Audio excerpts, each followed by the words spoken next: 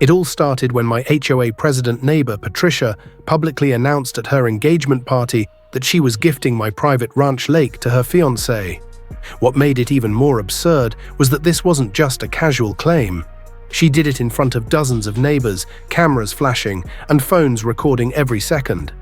I rushed over to stop the madness, only to be thrown out by security like a trespasser on my own land. The next morning, cops showed up at my door because Patricia claimed I had threatened her. This Karen thought she could steal my family's 50-year-old lake right under my nose, but her greed set off a $3 million lawsuit that ended in ways nobody saw coming. My family has owned this property for 3 generations. My grandfather built the ranch himself back in the 70s, and the lake was always the heart of it. Fed by a natural spring, surrounded by willows, crystal-clear water, and koi fish that were descendants of the ones he brought from Japan. It wasn't just a lake, it was a living piece of history. Every memory I have, from learning how to fish to watching sunsets with my parents, happened by that water. When Patricia became HOA president, she started trying to find ways to access the lake, calling it the most beautiful feature in the development. She never stopped pushing, but I never imagined she'd go this far. The night everything changed was a warm Saturday evening in June. Patricia threw an engagement party, and from the sounds of it, half the neighborhood was there celebrating her upcoming marriage to Derek, a real estate developer who looked bored the entire time. I was sitting by the lake, feeding the koi, when the noise suddenly died down. Then I heard her voice through a microphone. I walked closer and realized she was making a big announcement. She held up a map from 1985, claiming it proved community access to the lake. Then she dropped the bomb. She was officially gifting the lake to Derek as an engagement present. Cameras clicked, people cheered, and I stood frozen, realizing what was happening. I didn't hesitate. I pushed through the crowd, holding up my grandfather's original deed, trying to explain that she had no legal right to give away something that wasn't hers. But Patricia played the victim, acting shocked and concerned, like I was the one causing trouble. Security showed up, grabbed me, and dragged me out while cameras rolled. I fell on the grass, the deed flying from my hand, and Patricia shouted that I was attacking them. By the time they shoved me out, the video was already going viral. People online painted me as the angry neighbor ruining a happy moment, but some viewers noticed the inconsistencies, asking why someone would gift another person's property and questioning if the whole thing was staged. The next morning, police showed up at my door.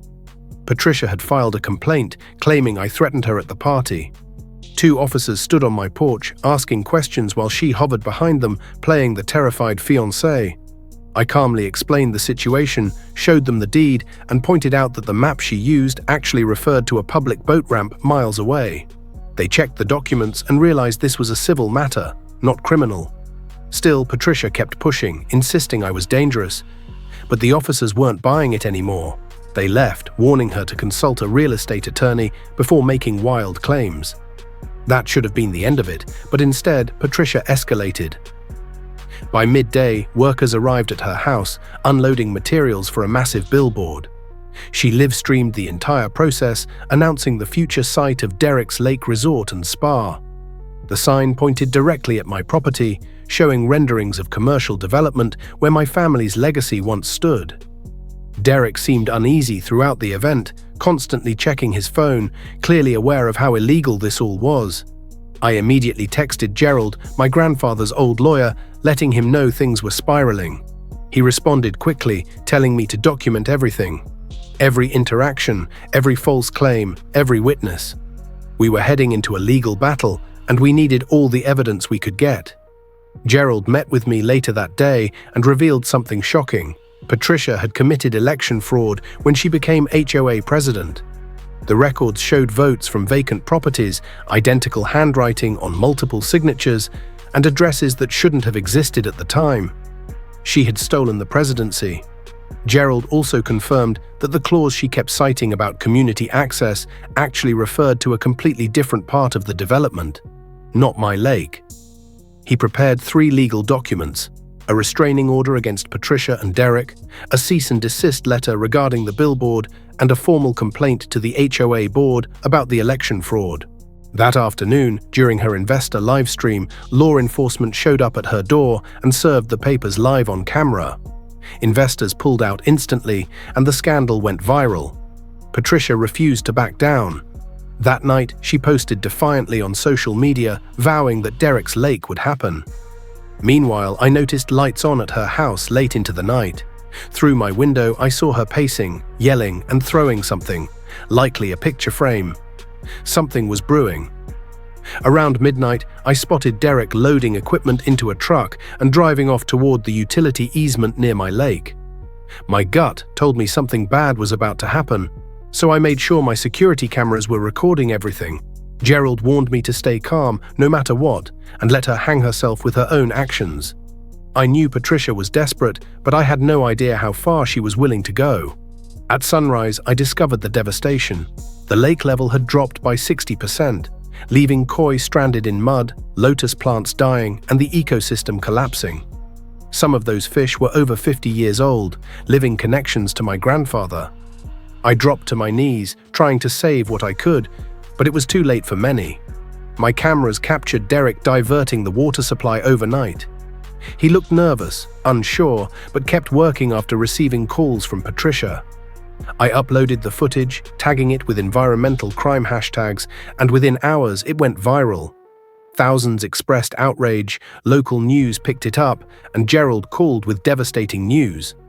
The lawsuit was now $3 million, covering environmental damage, emotional distress, and punitive damages.